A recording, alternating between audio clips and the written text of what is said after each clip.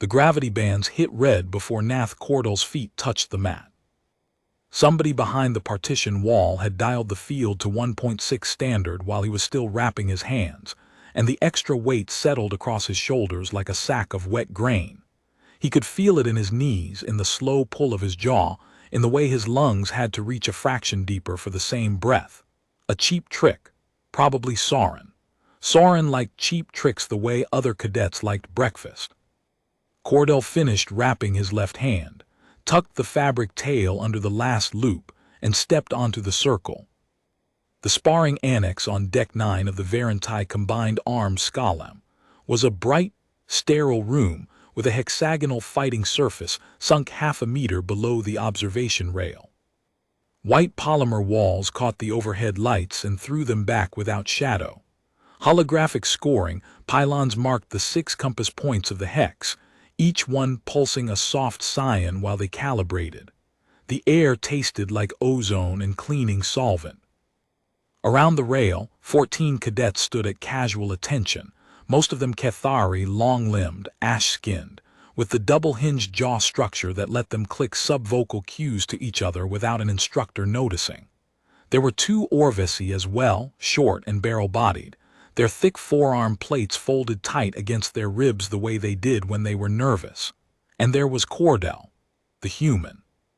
23 years old, brown-haired, medium build, standing in standard-issue gray training wraps on a planet 11 months from Earth by relay. He was the only one in the room whose species had been flagged for academic review. The review had come 6 days ago. A clean datapad on his bunk, timestamp 340, with the Skalem seal and a single paragraph. Cadet Cordell, Nath J. Your composite standing across modules 1 through 4 places you in the bottom 3% of your intake year. Under Varentai Academic Conduct Protocol 16.4, you are placed on formal probationary status. Failure to achieve a passing composite before Module 6 review will result in administrative separation. Administrative separation, the Skalem's polite way of saying washout. He'd read it twice, set the pad face down, and gone to morning drill. Nobody mentioned it to his face. Nobody had to. The Cathari click channels carried the news faster than light. By mid-morning muster, every cadet on Deck 9 knew that the human was failing. By afternoon, the sparring roster had been adjusted. His name appeared 4 times in the next rotation, each bout against a ranked opponent. Soren Tak, the intake year's top-seeded Cathari, a cadet whose lateral speed Cordell couldn't match on his best day, was slotted against him twice. The message was clear. The bottom 3% doesn't belong on the mat. Prove it fast, save everyone time. Cordell flexed his wrapped hands and waited. Proctor Gellin stepped to the rail's edge and tapped one foreclaw against the scoring pylon. Gellin was old Cathari, silver-streaked, with a voice like gravel dragged over glass. She taught close-quarters methodology, and she did not, as a rule, show favoritism. She also did not intervene in roster manipulation unless it crossed into physical endangerment. Stacking a probationary cadet's card with ranked opponents was ugly, but it was legal. Bout 7, Gellin said. Cordell, Soren, standard protocol, scoring pylons live, 3-minute window, disabling contact ends the bout, begin on the tone. Soren dropped from the rail to the mat in a single fluid motion, his long Cathari legs absorbing the landing without sound. He was tall 2 meters and change, with the ashen-gray skin and lidless amber eyes common to his subclade. His double-hinged jaw was set in the faint lateral spread that meant amusement. He wore no wraps. Cathari forearm plates were weapon enough. He looked at Cordell the way a mechanic looks at a bolt he's about to strip. The tone sounded. Soren moved first. Cathari lateral speed was a function of hip joint architecture. Their femoral sockets allowed a 90-degree pivot that no human skeleton could replicate, which meant they could change direction at full sprint without decelerating. The effect, from the human side, was watching someone teleport sideways. One instant Soren was 2 meters to Cordell's left. The next he was at his right flank, forearm plate already rising in a sweep aimed at Cordell's floating ribs. Cordell turned into it, not away, into. The plate caught him across the left side, and the impact rang through his ribcage like a bell.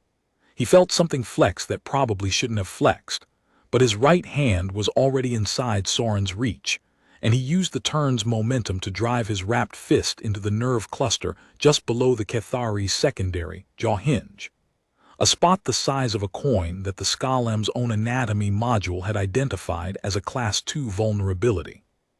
Soren's head snapped back. His amber eyes went wide, not in pain, in surprise. No cadet in the intake year had ever been close enough to reach that spot. Cordell didn't follow up. His ribs were screaming. He stepped back, reset his stance, and breathed. Soren's jaw rehinged with a soft click. The amusement was gone. What replaced it was something quieter and more dangerous, the flat, assessing stare of a fighter who has just been told that the bout is real. They circled. The scoring pylons tracked their positions and pulsed. At the rail, the 14 observers had gone still. Cordell could feel their attention the way you feel a change in air pressure. The Cathari had stopped clicking. Soren came again. Faster this time, the lateral shift blurring into a high feint that pulled Cordell's guard left before the real strike came low, a sweeping knee aimed at his planted leg. It was textbook Cathari close quarters. Overload the target's visual tracking with the pivot, then hit the base. Cordell's leg buckled. He went down to one knee, caught himself on his wrapped hand, and rolled sideways as Soren's follow-up stamp cracked into the polymer where his head had been. The vibration traveled up through the mat and into his teeth. He got up, slower than he wanted. His left side was tightening, the ribs broadcasting a steady, throbbing complaint. The gravity bands weren't helping. Every movement cost 20% more than it should have, and he could feel the oxygen deficit building in the margins of his vision. Soren watched him stand. The Cathari's double jaw opened a fraction, the involuntary Cathari expression that Cordell had learned over 11 months, mapped roughly to puzzlement. Cordell wiped blood from a split on his lower lip, looked at Soren and said nothing. They went again. This time Cordell didn't try to match the lateral speed. He planted his feet, lowered his center of gravity, and waited for the pivot. When Soren shifted right, Cordell tracked the hip joint, not the upper body, not the feint, the hip, and stepped into the vector before Soren completed the change. It was ugly. It was slow by Cathari standards. But it put Cordell inside the arc of the forearm plate again. And from there, he drove two short, heavy strikes into Soren's midsection, below the ventral cartilage, where Cathari muscle was thinnest. Soren grunted. It was the first sound he'd made. The third strike never landed. Soren's left arm swept across in a block that caught Cordell's forearm and redirected it into nothing. And then his right knee came up fast, not a trained technique, just reactive force, and took Cordell in the solar plexus. The world whited out for a full second. When it came back, Cordell was on his hands and knees on the mat, gasping, and the scoring pylons had shifted from cyan to amber. Proximity warning. One more disabling contact and the bout was over. Soren stood above him, waiting. Around the rail, something had changed. The silence wasn't expectant anymore. It was uncomfortable. Two of the Orvesi had unfolded their forearm plates, a stress response. One of the Cathari cadets was looking at Proctor Gellin with an expression Cordell couldn't read. Gellin's face was stone. She did not call the bout. Cordell got up. His ribs were broken. He was fairly sure of it now. The pain had shifted from a complaint to a sharp, bright line that ran from his left side to his spine every time he inhaled. The gravity bands were still at 1.6. His hands were shaking inside the wraps. His vision had developed a faint haze at the edges that meant his blood pressure was doing something creative. He set his stance and raised his hands. Soren's double jaw clicked, a sharp, private sound that the subvocal channels would carry to every Cathari in the room. Cordell didn't know what it said. He didn't need to. The amber eyes told him enough. Why are you still standing? The tone had not sounded. The bout was still live. 1 minute and 40 seconds left on the clock. Soren came in fast. A straight line rush this time, no lateral games, closing the distance with raw speed and bringing both forearm plates forward in a double cross strike that would have ended most sparring bouts in any species curriculum. It was a finishing move. Clean, efficient, designed to put the target on the mat and keep them there. Cordell slipped left. Not far there wasn't room, and the broken ribs made anything explosive impossible. But he turned his shoulders just enough that the left plate passed his chin by centimeters, and the right caught the meat of his upper arm instead of his sternum. The impact spun him, and he let it use the rotation the way he'd used the early turn, feeding it into a tight elbow strike that he drove into the same spot below Soren's jaw hinge. The same spot, the same coin-sized nerve cluster. This time Soren staggered. It was only a step, maybe two.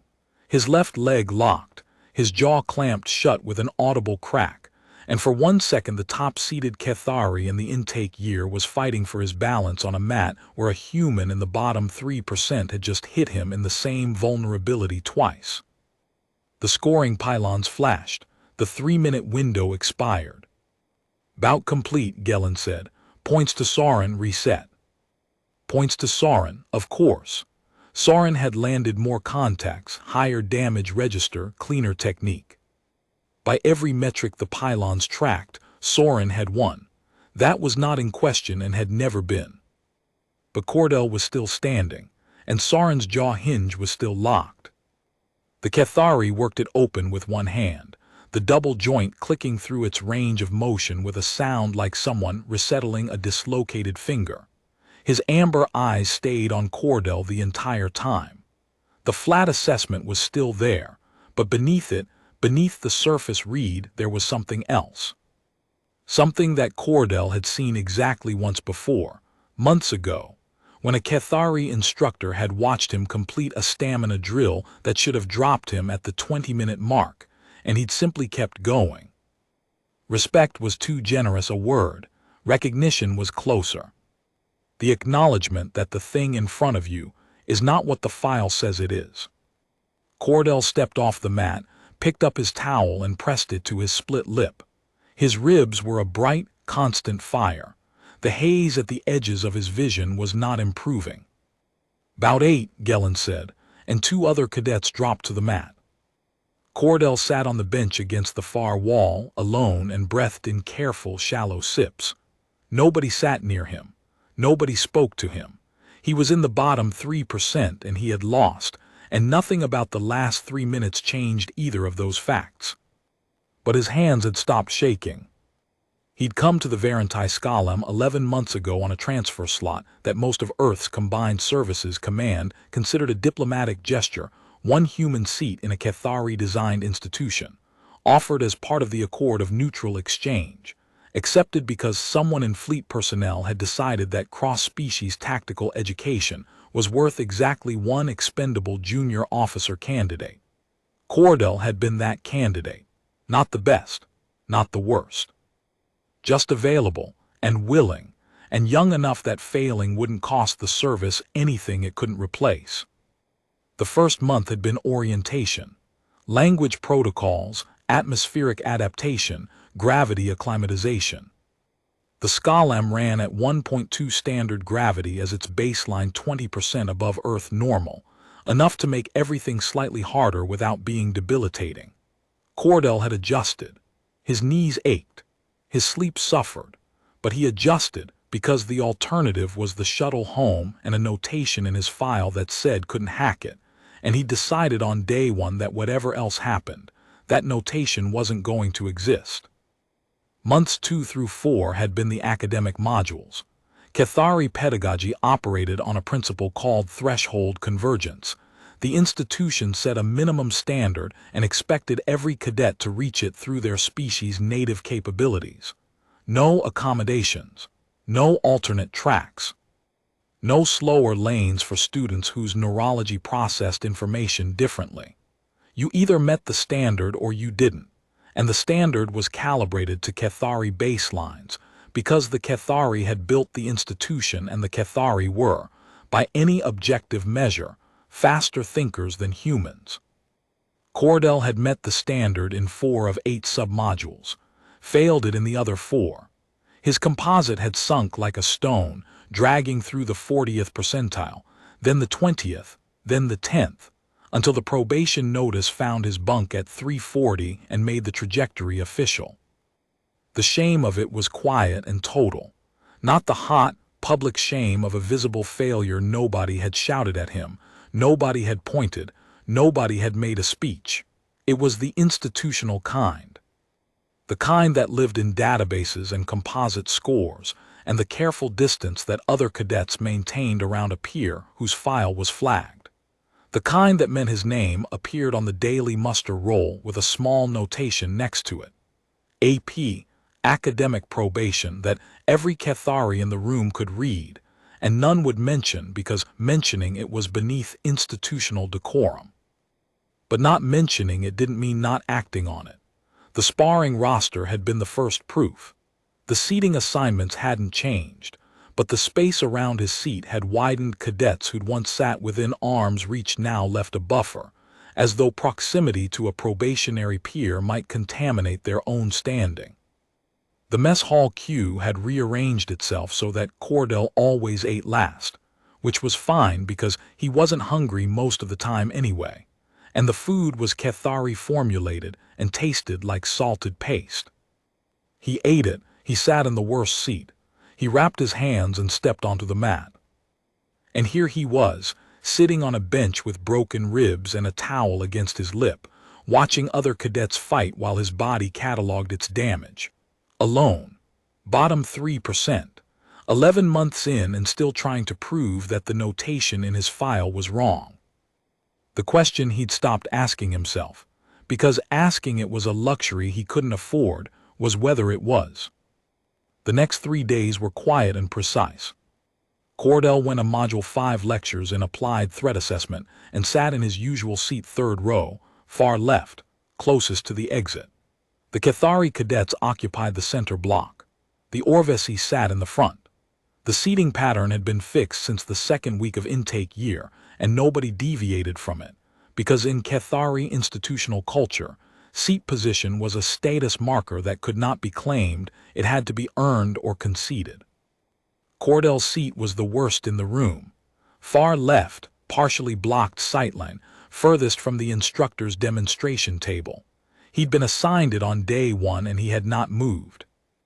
The lectures were dense. Applied Threat Assessment was the module that separated the theoretical cadets from the practical ones. It required integrating data from 6 different sensor feeds, cross-referencing species-specific threat profiles, and producing a real-time prioritization matrix under time pressure. The Cathari excelled at it. Their dual-processing neurology allowed them to partition cognitive tasks in a way that human brains simply couldn't replicate. A Cathari cadet could monitor 3 sensor feeds simultaneously while dictating a priority matrix. The best Cordell could manage was 2 feeds, and a delayed matrix that was always 6 to 8 seconds behind the Cathari average. 6 to 8 seconds. In a real engagement, that was the difference between a threat neutralized and a hull breach. He knew this. Every instructor who had flagged his assessments knew this. The academic review board that had placed him on probation knew this.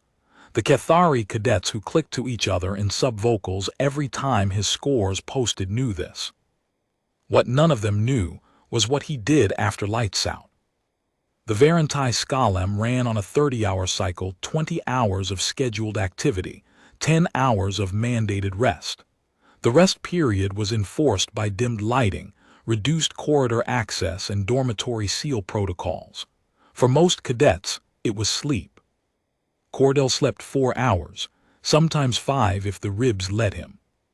The other 5 he spent in the empty maintenance corridor behind Deck 9's auxiliary systems bay, running the threat assessment module on a borrowed data pad with the brightness turned to minimum. He couldn't grow a second processing lobe. He couldn't rewire his neurology to partition tasks the way the Cathari did, but he could build shortcuts, pattern recognition, heuristic trees, a human cheat sheet for the alien mind. The process was brutally manual. He would load a scenario, freeze it at the decision point, and map every feed's data onto a branching logic tree he'd sketched on scrap polymer with a stylus he'd salvaged from a broken console.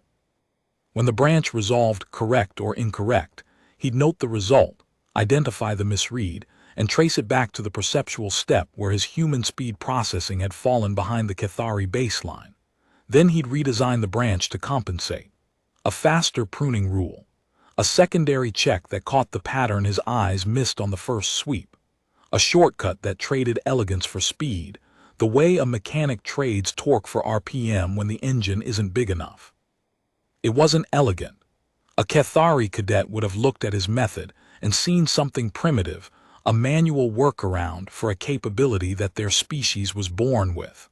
The equivalent of writing out multiplication tables when your competitor had a built-in calculator. But it worked. Not fast enough, not yet, but the gap was closing. 6 to 8 seconds had become 4 to 5. His prioritization accuracy, which had been running at 61% when the probation notice arrived, had climbed to 68. Then 70. Then, on night 3, 73.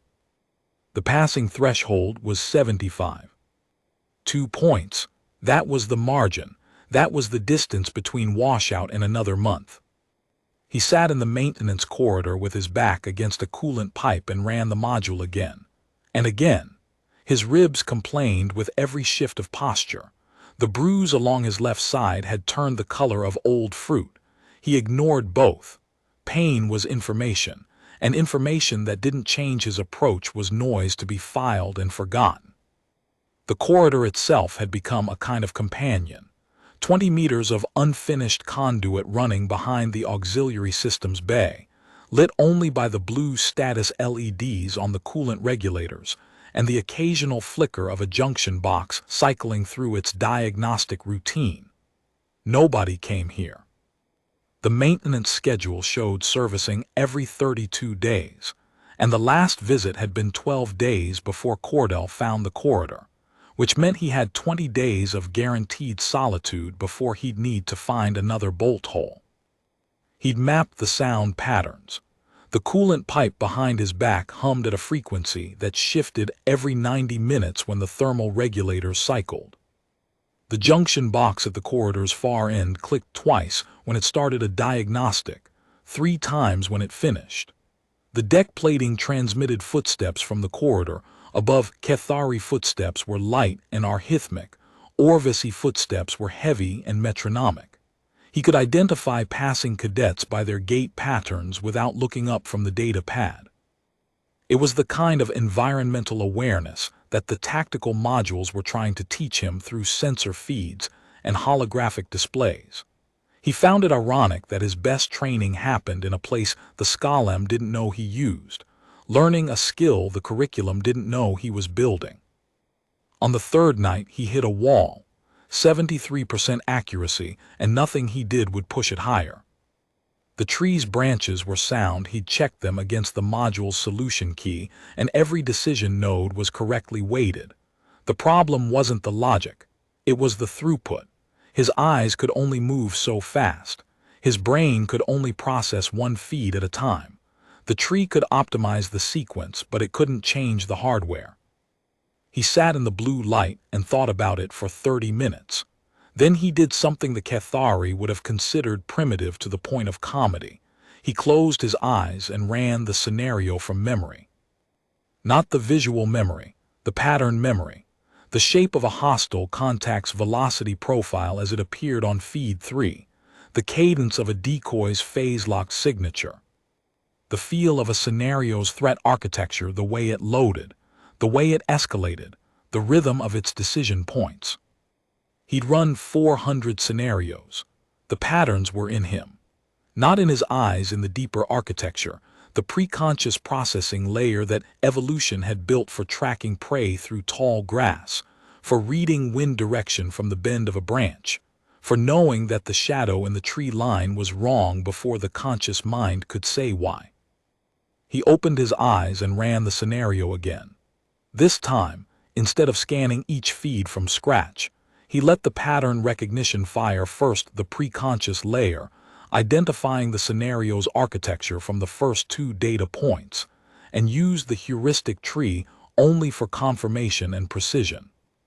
74, then 75, then on the 4th try 76. The shortcut cost him accuracy on novel scenarios. Anything the pattern layer hadn't seen before would default to the full tree's slower processing. But for the 80% of scenarios that followed recognizable architectures, he just cut his response time by a full second. 1 second, in a species that was already 6 to 8 seconds behind baseline. He noted the result, revised the tree's opening branch to incorporate the pre-sort, and kept going. On the 4th morning, Cordell walked into the sparring annex for his second scheduled bout against Soren, and found the gravity bands already at 1.8. Somebody had pushed them higher. Cordell checked the control panel. By the entrance, the adjustment log showed an anonymous override, routed through a cadet access terminal, time-stamped 19 minutes before his arrival. There was no name attached. There didn't need to be. He looked at the mat, then at the control panel. Then he walked to the panel, studied it for a moment, and did not reset the gravity. If somebody wanted to watch him fight at 1.8, he would fight at 1.8.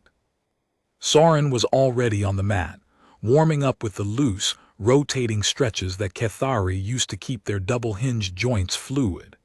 His amber eyes tracked Cordell's approach to the panel, watched him study it, and watched him walk away without touching it. The double jaw clicked once, subvocal private. Cordell stepped onto the mat and set his stance. "Bout 12, Gellin said from the rail.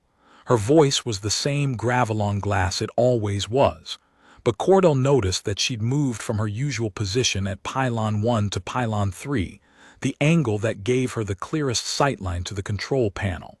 She had seen the gravity read. She had chosen not to intervene. Standard protocol, 3-minute window, begin on the tone. The tone sounded. At 1.8 standard, Cordell weighed approximately 44% more than baseline. His cardiovascular system had to work harder to push blood uphill. His reaction time degraded by measurable fractions. His joints, already carrying the damage from bout 7, protested every shift of weight with a grinding sincerity that he could feel in the roots of his teeth. He ignored all of it. This time when Soren pivoted laterally, Cordell didn't step into the vector. He dropped. Knee to the mat, center of gravity collapsed, left hand braced on the polymer while his right came up in a tight, rising strike aimed not at Soren's jaw hinge, but at the inside of his forward knee, the lateral pivot point, the architectural advantage, the thing that made Cathari close quarters lethal. The strike landed. Not clean, Soren was too fast for clean, but it landed, and the Cathari's pivot stuttered. For half a second his legendary lateral speed hiccuped, the hip joint catching on a nerve signal it didn't expect. And in that half second Cordell was already up and moving, driving forward into the gap with a short, chopping elbow that caught Soren across the ventral cartilage. Soren's breath left him in a sharp hiss. He recovered faster than any human could have, and his counterattack was brutal. A forearm plate across the side of Cordell's head that turned the world into a ringing, tilting mess of white light and bad decisions. Cordell went down, flat face first onto the mat. The scoring pylons pulsed amber. He lay there for 2 seconds, 3. The mat was cool against his cheek. The ringing in his ears was a high, constant tone that seemed to come from inside his skull. His ribs, the broken ones from bout 7, still unhealed because he hadn't reported them to medical, sent a bright, liquid pulse of pain through his torso that told him, in language older than words, that standing up was a bad idea. He stood up. The observation rail was silent. 14 cadets watching a human at 1.8 gravity with broken ribs and a possible concussion get up from a hit that would have kept most Cathari down for the 10 count. Nobody was clicking. Nobody was whispering. The two Orvesi had their forearm plates fully extended, the maximum stress response, equivalent to a human's hair standing on end. Proctor Gellen's foreclaw was resting on the rail's emergency stop. She had not pressed it, but her claw was on it. Cordell raised his hands. The left one wasn't tracking properly. The forearm plate's impact had done something to the nerves on that side of his neck, so he kept it close, guard tight, and watched Soren through the haze. Soren stood still, not pressing, not circling, just standing 6 feet away with his amber eyes locked on Cordell and his double jaw hanging slightly open in that involuntary expression that Cordell had learned meant the Cathari brain was processing something it didn't have a category for. 70 seconds left on the clock. Cordell moved first. He shouldn't have. Every tactical module in the Skalam's curriculum said that an injured fighter in elevated gravity should play defensive, conserve energy, survive the clock, but the tactical modules hadn't been written for a species that treated endurance as reflex, and Cordell was past caring about the optimal play. He crossed the distance in 3 steps, not fast, not elegant, just forward, weight committed, hands up, driving straight into the center of the hex where Soren's lateral advantage meant nothing because there was nowhere to pivot to. Soren met him. Not with a lateral shift, with a straight engagement, forearm plates set in a defensive cross, weight dropped, the full technical arsenal of a top-seeded Cathari fighter deployed against a human who had no business being on the same mat. They traded blows in the center of the hex for 38 seconds. It was not pretty. It was not the clean, precise demonstration that the Skalam's sparring protocols were designed to produce. It was 2 fighters hitting each other in the small, close space where footwork stopped mattering, and the only currency was how much damage you could absorb and still deliver the next strike. Cordell absorbed a lot. Soren's forearm plates opened a cut above his right eye, turned his left shoulder into a thing that no longer rotated smoothly, and landed a body shot that probably cracked another rib. The gravity made every impact heavier, every recovery slower, every breath more expensive. And Cordell kept hitting back.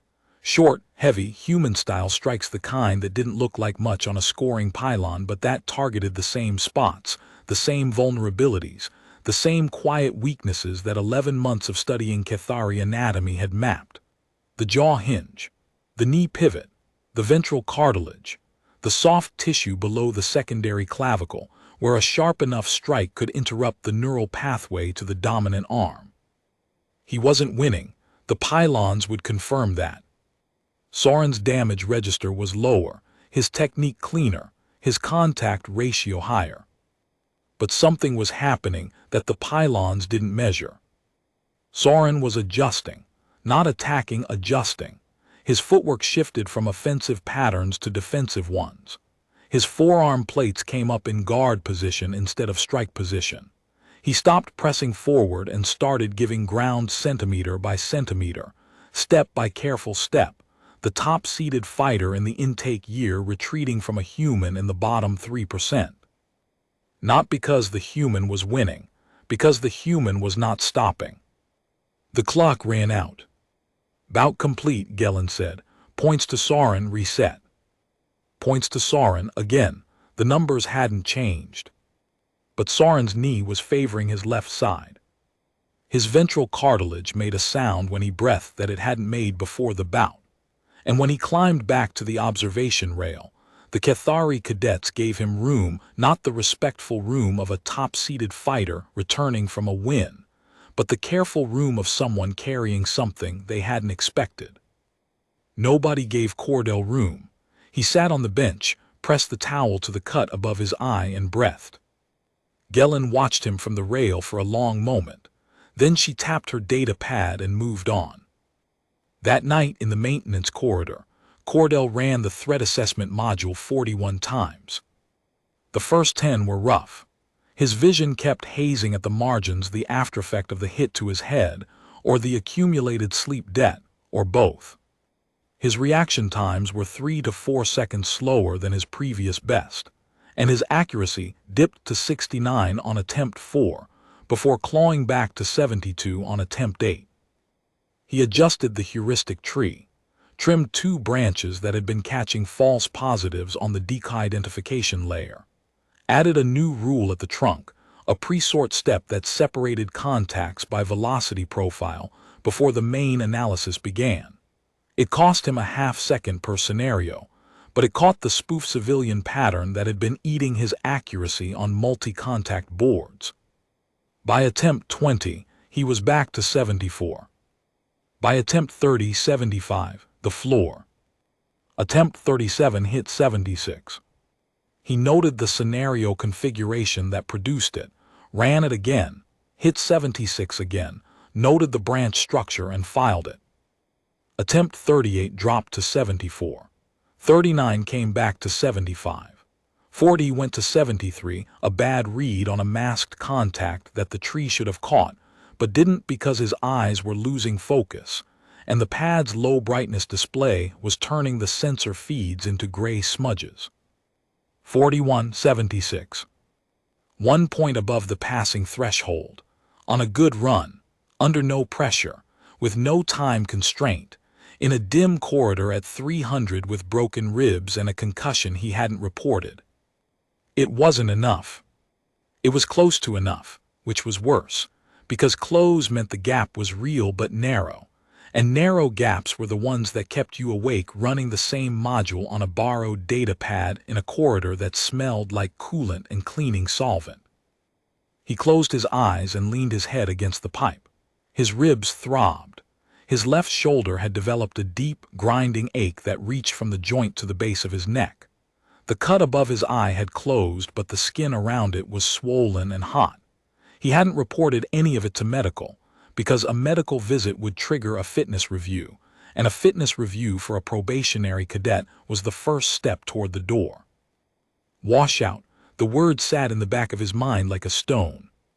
He opened his eyes, picked up the data pad, and started building Module 6's tree from scratch. The intermediate sparring sessions filled the days between. 4 more bouts on the roster before the Module 5 practical examination, each one against a different ranked opponent. Not Sauron, the other Cathari. The ones who hadn't fought the human yet and had only the subvocal click channel's second-hand account of what had happened on the mat. The ones who expected something easy. Bout 14 was against Kelesh, a second-tier fighter with longer reach and a punishing front kick that came from the double-hinged knee joint like a piston. Kelesh fought the way a metronome ticks, rhythmic, predictable, powerful. His front kick was his signature, a full extension strike that used the secondary knee hinge to add a whip crack of additional velocity at the end of the arc, turning his lower leg into a bone-plated pendulum that could crack training dummies at the waist joint. Cordell had watched Kelesh fight in 12 previous bouts. He knew the kick's timing, the subtle weight shift onto the back foot, the fractional pause at the top of the wind-up, the explosive extension. He also knew its weakness. The secondary hinge locked for a quarter-second at full extension, leaving Kelesh momentarily rooted on one leg with his center of gravity committed forward. He lasted the full 3 minutes by staying inside the kick's range, eating 2 body shots to close the gap each time Kelesh reset, and on the third close he landed a clean palm strike to the ventral cartilage that made Kelesh wheeze for the rest of the bout. The wheeze was the sound of compressed air escaping through stressed cartilage, not an injury, but a warning, the Cathari equivalent of a human's breath catching after a gut punch. It meant Cordell had hit something real. Points to Kelesh, but Kelesh's wheeze was audible from the rail, and 2 cadets in the center block exchanged glances that Cordell caught in his peripheral vision. Bout 16 was against Pren, a female Cathari who fought with a precision that bordered on surgical. Where Kelesh was power and Sauron was speed, Pren was accuracy. Every strike targeted a specific nerve cluster. every feint designed to open a specific line, every combination constructed to achieve a specific scoring outcome. She was ranked third in the intake year, and she had never lost a bout on points. She dissected Cordell's guard in 90 seconds, reading his compensations the way he read sensor feeds methodically, completely, without wasted motion. She opened a cut on his forearm with a forearm plate edge strike so precise that it parted the skin without bruising the muscle beneath. Then she put him on the mat with a textbook sweep that targeted his weakened left leg. He got up. She put him down again. Different angle, different technique. A nerve strike to the outer thigh that bypassed his guard entirely and dropped him like a switch had been thrown. He got up again. She paused.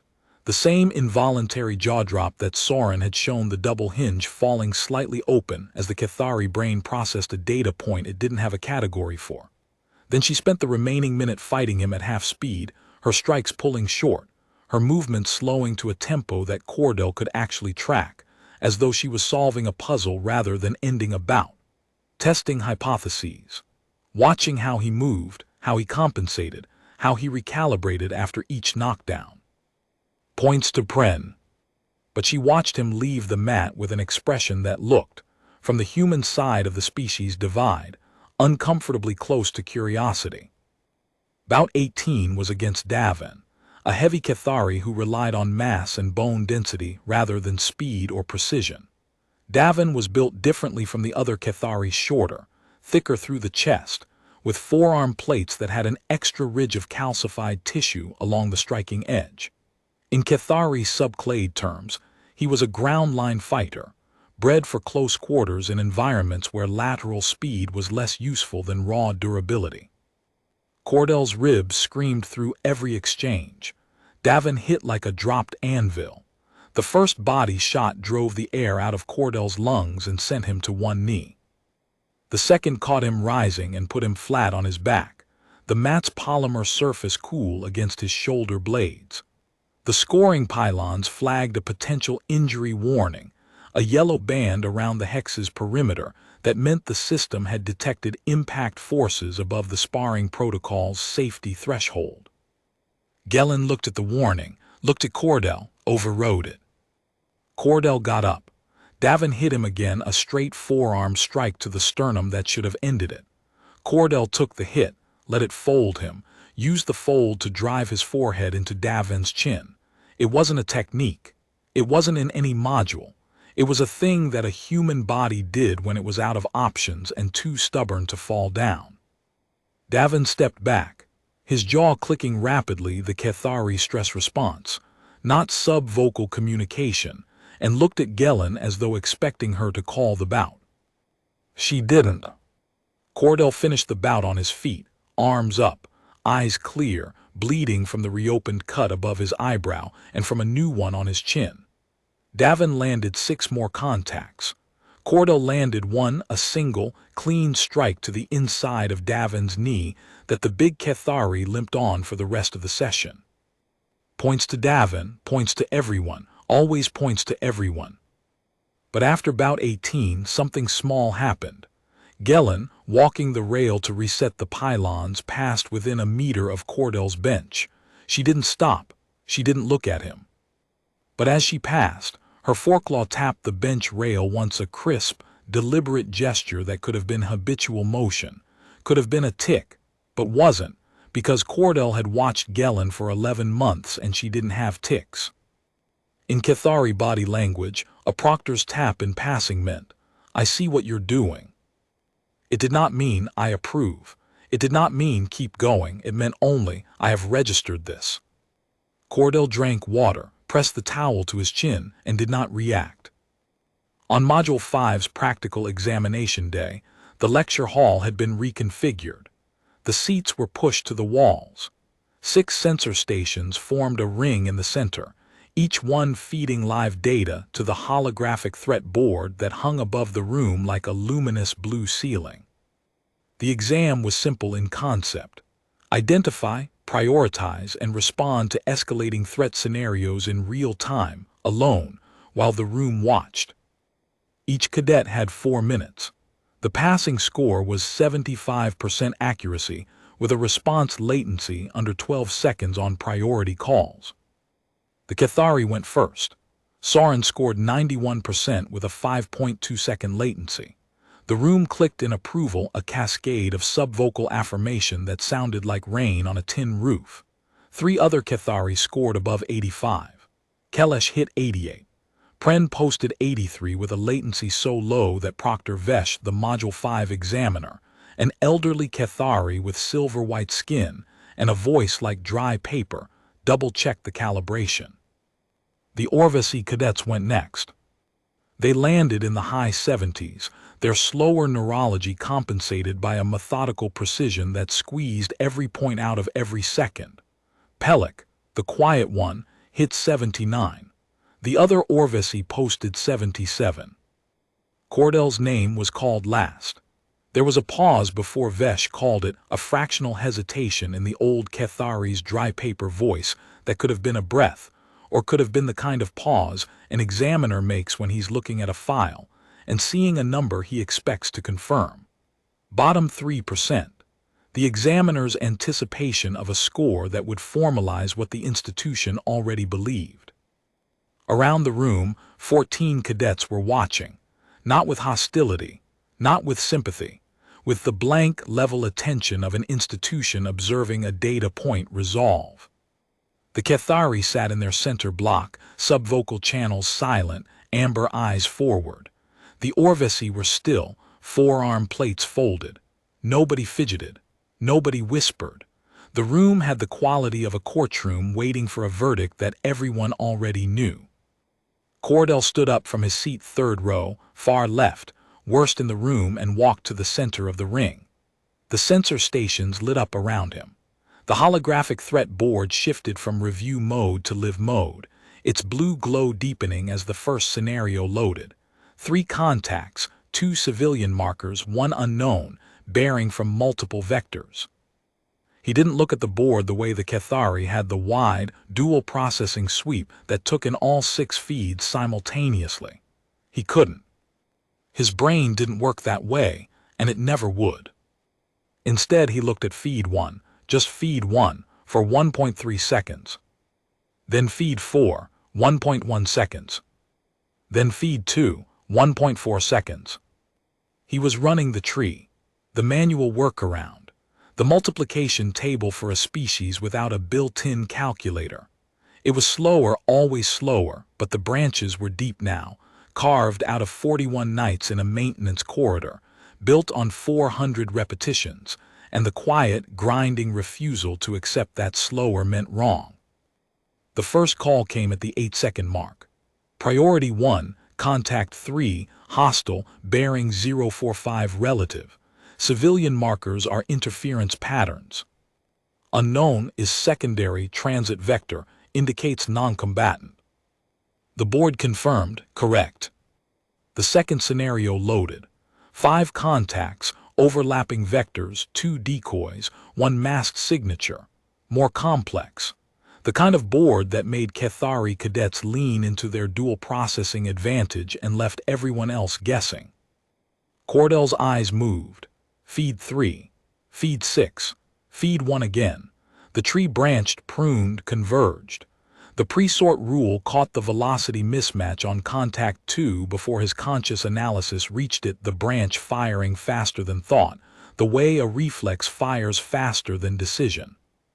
Priority 1, contact 5, masked hostile, velocity profile inconsistent with declared transit lane. Decoys on 2 and 4, their return signatures are phase-locked, indicating single-source projection. Remaining contacts are neutral transit, passive monitoring only. Correct 11.8 seconds, inside the ceiling by 2/10. He was inside the margin, barely. The scenarios escalated. 7 contacts, 10, 12, with a sensor blackout on feed 2 that forced him to triangulate from 4 remaining feeds using a branch he'd built on night 26 after the same blackout pattern had cost him 3 points in practice. A spoof civilian marker appeared in Scenario 9 that the tree caught because he drilled that specific pattern on night 19, and it had failed him, then cost him the entire scenario. So he'd burned the correction into the trunk of the tree where it would never surprise him again. Scenario 11 threw a curveball, 2 simultaneous priority 1 contacts on converging vectors, forcing a judgment call on sequencing that the scoring algorithm weighted heavily. The Cathari solved it through parallel processing, monitoring both threats at once and issuing simultaneous calls. Cordell couldn't. He had one processing track. He picked the threat with the shorter time to impact, called it first, then called the second at a gap of 1.7 seconds. The board flagged the gap. His accuracy on that scenario dropped to 68%. He felt the drop in his chest like a physical weight, the margin narrowing, the tree bending under a load it wasn't quite built for. Scenario 12, the last one, 9 contacts, 3 masked, a cascading ECM pattern that degraded feed reliability by 40%. The board was a mess of amber and red. Half the feeds were unreliable. The other half were feeding data that contradicted each other. He ran the tree. Not the full tree was too slow for degraded feeds. He ran the emergency branch, the one he'd built at 400 on night 33 after 3 consecutive failures on ECM scenarios had told him that his main tree couldn't handle corrupted inputs. The emergency branch was crude. It threw out 2 feeds entirely, triangulated from the remaining 4, and applied a flat 10% confidence penalty to every masked contact as a hedge against spoofing. It was ugly. It was the kind of approach that a Cathari instructor would have called intellectually embarrassing. It was also fast, 7.9 seconds. Priority 1, contacts 3 and 7, converging masked hostiles, confidence 81% after degradation penalty. Contact 9 is ECM source bearing, an emission pattern consistent with electronic warfare platform. Remaining contacts are noise floor. Recommend weapons hold on unresolved tracks pending feed restoration. The board processed, flickered, confirmed. Correct. 3 minutes and 42 seconds total. Cordell stood in the center of the ring and waited. His hands were steady. His breathing was the careful, shallow rhythm of a man with broken ribs running a cognitive marathon at a pace his species wasn't designed for. Sweat tracked down his temples. The cut above his eye pulsed with each heartbeat. Proctor Vesh read the score from his terminal. Cadet Cordell, accuracy 77%, mean response latency 9.4 seconds. The room was silent. 77%, 2 points above the threshold. 9.4 seconds, still slower than any Cathari, still slower than most Orvisi, but inside the 12-second ceiling. A passing score. Not a good score. Not a score that would impress anyone or change his composite standing or make the Cathari stop clicking about the human in the bottom percentile. It was a floor, and barely that, a number that said you can stay 1 more month and nothing else. But it was the first passing score in applied threat assessment that a human cadet had posted in the Varentai Skalam's 11-year history of admitting non-Cathari students. Proctor Vesh looked at his terminal, looked at Cordell, and made a small notation on his data pad that Cordell couldn't see. The old Cathari's double jaw worked once, silently, and then he called the next sequence. Cordell walked back to his seat, 3rd row far left, worst seat in the room. His legs were steady, his hands were steady. The pain in his ribs was a constant, but constants were background noise, and background noise was something he'd learned to file. The adrenaline from the exam was fading, leaving behind it the flat, drained clarity that follows sustained effort, not elation, not relief.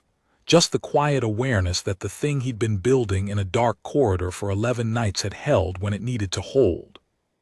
77 wasn't 91. It would never be 91.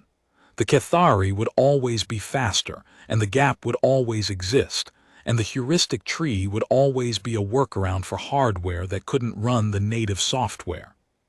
But 77 was above 75, and above 75 meant the door stayed open, and the door staying open meant he could build more branches, run more scenarios, close more fractions of the gap that most species would round to zero, but that Cordell had learned to measure in the language of survival, not because each fraction mattered on its own, but because enough of them, stacked end to end, added up to still here. Nobody congratulated him. Nobody acknowledged the score. In Cathari institutional culture, a floor score earned no recognition because recognition was for excellence, not survival. You didn't celebrate breathing. But as he sat down, something happened that he almost missed. Soren Tak, seated in the center block, the block that status holders occupied, the block that Cordell had never been invited into and had never asked to join, turned his head. Not fully. A quarter turn, maybe less, the kind of motion that could be mistaken for a stretch or a glance at the window. His amber eyes found Cordell's, held for 1 second. Then Soren's double jaw clicked. Once. A single subvocal pulse that traveled the Cathari channel and was heard by every Cathari in the room. Cordell didn't speak Cathari subvocal.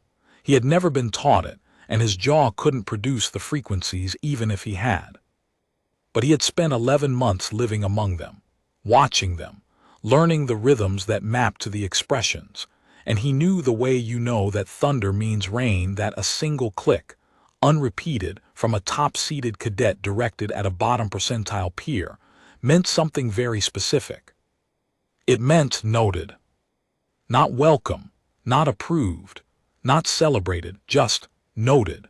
The Cathari acknowledgement that a data point had registered, that the file on the subject had been updated, that whatever the room thought it knew about the thing sitting in the worst seat, the data no longer matched the assumption. Cordell looked at Soren for 1 more second.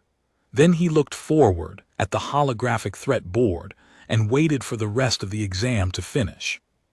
The probation stood. His composite was still in the bottom percentile. Module 6 was 8 weeks away, and the passing standard would be higher, and the Cathari would still be faster, and the gravity bands would probably still be rigged, and his ribs would eventually heal, but the next set of injuries would replace them, because that was what the Scholem did. It broke you to see what remained, and if what remained wasn't enough, it broke you again. He knew all of that. He carried it the way you carry a pack on a long march, not because it was comfortable, but because putting it down meant stopping, and stopping meant done. The probation notice was still on his bunk. He hadn't thrown it away. He hadn't hidden it. It sat face down on the flat polymer surface where he'd placed it 6 days ago, the Scholem seal visible as a faint impression through the back of the pad, and every morning when he woke he saw it, and every morning he left it where it was. Not as a reminder, not as motivation, as a fact. A fact that was true today and might not be true in 8 weeks, but that was true today. And pretending otherwise was the kind of self-deception that got you killed in environments designed to test whether you could tell the difference between what you wanted to be true and what was. The fact, he was still in the bottom 3%. The passing score in Module 5 had helped his composite, but not enough to lift him out of probationary range. The math was clear. He needed passing scores in Module 6 and in the remaining sparring evaluations, and even then his composite would climb to at best the bottom 8%. Still, the lowest-ranked human to ever attend the Scholem. Still the name that appeared at the bottom of every list. Still the seat in the corner. But not the name on the separation order. Not yet. That evening in the maintenance corridor, Cordell sat with his back against the coolant pipe and opened the data pad. Module 6 material had dropped that afternoon. Advanced Tactical Integration. The preview showed a complexity tier that made Module 5 look like alphabet drills. Multi-domain threat synthesis. Coordinated response frameworks. Adaptive modeling under degraded command structures. The Cathari would take to it like breathing. The Orvesi would grind through it with their methodical precision. And Cordell would build another tree. He could feel the bruises from the morning's sparring session in layers, the surface ache of the fresh ones, the deep pulse of the ones from last week, the bone-level hum of the ribs that had never been set. His left shoulder still didn't rotate properly. The cut above his eye had opened again during the afternoon's physical drill, and he'd closed it with a strip of adhesive tape from the maintenance bay's first aid kit. He was tired, not the kind of tired that sleep fixed, the kind that settled into the structure of your days and became part of how you carried yourself, part of the rhythm of waking and moving and working and hurting and working again. 11 months of it. 11 months of being the slowest mind in the room, the most breakable body on the mat, the seat in the corner, the name on the probation list. And he was still here. The corridor was cold. The coolant pipe hummed against his spine. Somewhere above, through 3 decks of polymer and steel, the Scalam went about its mandated rest period, cadets sleeping, systems cycling, the institution breathing in the slow, regular rhythm of a machine that didn't care whether one human in the bottom 3% made it or didn't. He thought about the probation notice. The clean data pad, the single paragraph, the timestamp 340. He thought about the first day, stepping off the shuttle into a gravity well that felt like someone had sewn lead into his boots, watching the Cathari cadets flow through the intake corridor with a liquid grace that made his own movement look like something powered by a crank. He thought about the mess hall on day 3, when he'd sat at a table with 4 Cathari cadets, and all 4 had stood up without a word and relocated, and the table had stayed empty around him for the rest of the meal. He didn't blame them. Cultural contamination protocols were real. In Cathari institutional doctrine, a failing student was considered a cognitive risk. Their presence could introduce suboptimal patterns into the peer group's shared learning environment. Distancing from a flagged cadet wasn't cruelty. It was institutional hygiene. Understanding the logic didn't make the table less empty. He'd eaten alone every day since. The paste-colored Cathari rations, the recycled water that tasted faintly of minerals, the silence that filled the space around the worst seat in every room. And he'd built trees. In his head, on scrap polymer, on borrowed data pads in empty corridors. Trees for combat, mapping Cathari anatomy until every nerve cluster was a branch, every vulnerability a node. Trees for tactics, rerouting his single-track processing through shortcuts and pattern recognition, until the gap between human speed and Cathari speed was narrow enough to survive. Trees for endurance, deciding each morning that today was not the day the notation won. The data pad screen flickered. Low battery. He plugged it into the junction box's charging port, an unauthorized tap that he'd wired on night 4 using a cable he'd spliced from 2 broken charging leads, and leaned his head back against the pipe. Module 6 opened in the morning. The tree was a seedling. It needed branches.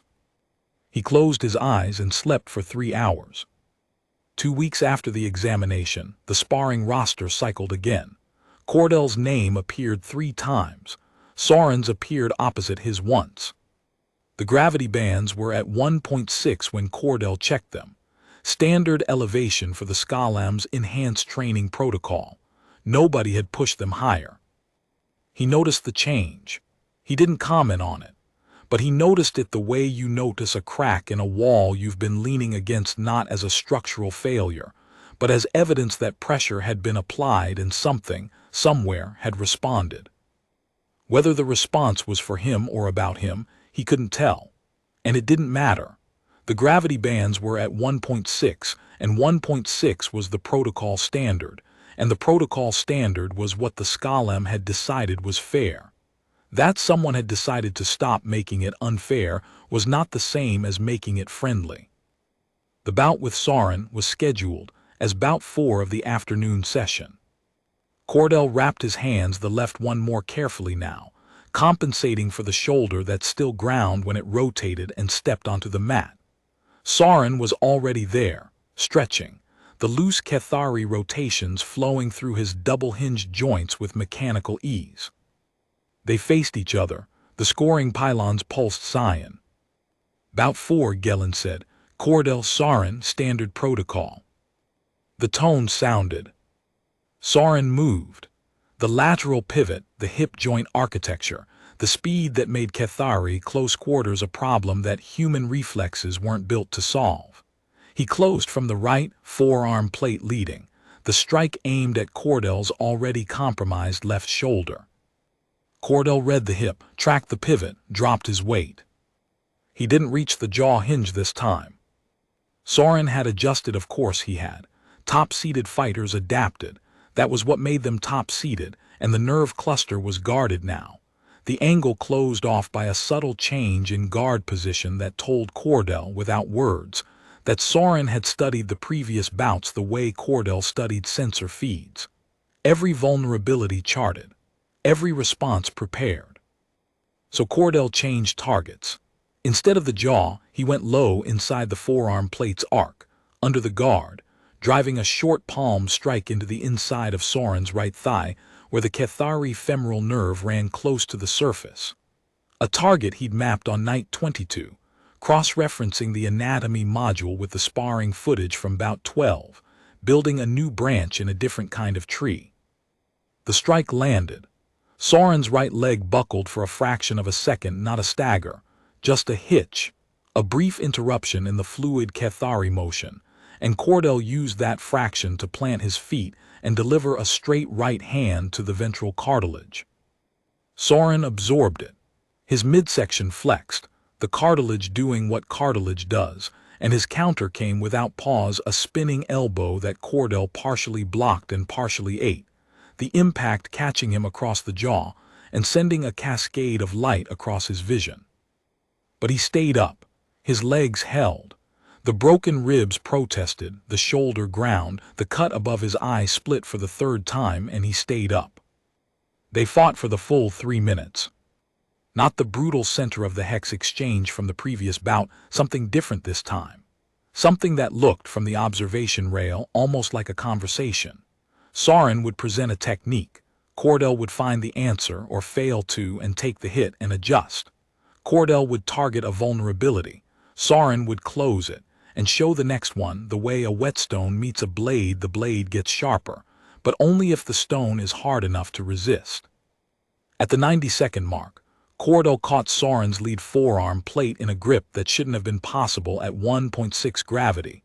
The human hand clamping down on the Cathari's wrist with a compression force that came not from muscle but from tendon structure. The deep grip reflex that Earth's trees had bred into primate hands over 60 million years. Soren tried to pull free. Cordell held for 2 seconds, long enough to throw a short headbutt into the Cathari's collarbone that produced a sound like a knuckle cracking.